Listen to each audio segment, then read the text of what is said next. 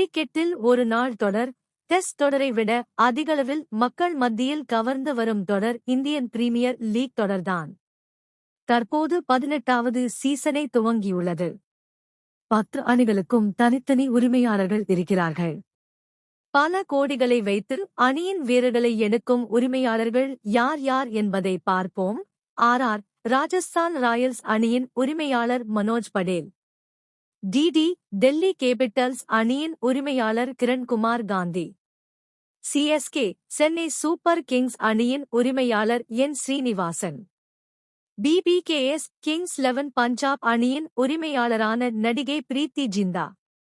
Kolkata Knight Riders அணியின் உரிமையாளராக இருக்கும் நடிகர் ஷாருக் கான். ராயல் சேலஞ்ச் பெங்களூரு அணியின் உரிமையாளரான ஆனந்த் கிருபாலு.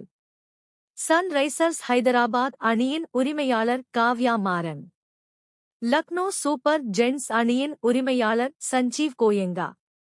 குஜராத் டைட்டன்ஸ் அணியின் உரிமையாளர் சித்தார்த் படேல். மும்பை இந்தியன்ஸ் அணியின் உரிமையாளர் நீதா அம்பானி.